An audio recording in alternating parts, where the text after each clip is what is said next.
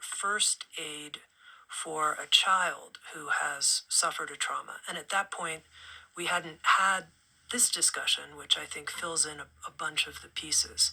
So now there's a child in our life, and let's just say a dog comes, barks wildly, and bites them.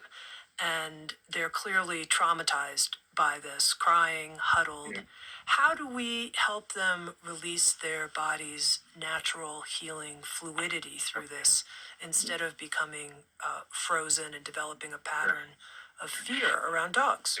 Yeah, right. Well, the expression, once bitten by a snake, always afraid of a rope. That's what we don't want, of course. This depends somewhat on the age. If this is a baby, the impulse of almost any, not even any parent, but almost anybody who has any connection with themselves, the first impulse they have is to pick up the child, to hold the child, to rock the child, to soothe the child. But if it's an older child, if it's a toddler or older, then what the parent can do, first of all, actually in trauma-proofing your kids, we give a bunch of exercises for the parents to do first, to practice, because what often happens if the child has a little catastrophe or a big catastrophe, the parent, the caregiver, is terrified. And often this fear comes in the form of anger. So they might be even angry at the child. I told you not to go and play on the street here. Don't you ever listen to me? Well, that's coming from fear. And the fear, of course, is because, obviously the parent deeply loves the child and is concerned about their welfare. So we've done a number of exercises, and again, some of them in the trauma healing book CD, so that people learn to deal with their own sensations first. So unless there's an absolute need to protect the child, say, from traffic, don't run immediately to the child.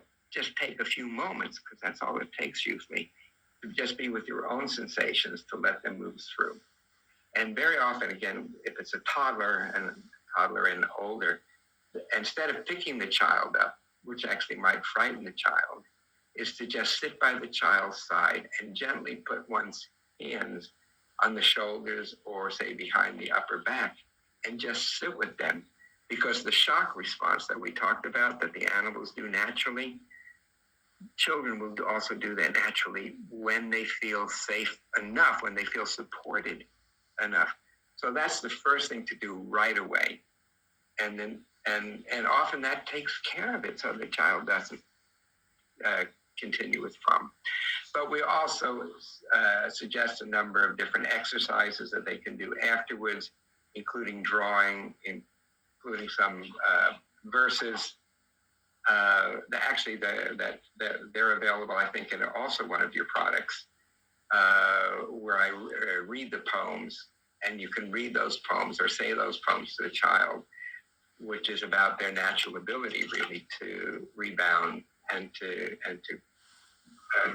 heal from the trauma. So the first thing, again, is first aid is support. Be right there with the child. Stay with the child. A lot of times, parents and people in general, you notice somebody has a fall, and all of a sudden people are rushed toward the person, which again is something you don't want to do, because you're going to frighten them even more. And then they grab the person's arms and try to get them to stand up. That's not what you should be doing. You should be getting down on the ground and sitting down with them and saying something like, again, if this is an adult, you just had a fall. I'm just going to sit with you for a little bit until some of the shock wears off. So don't have to worry about anything. I'm just going to be here right with you.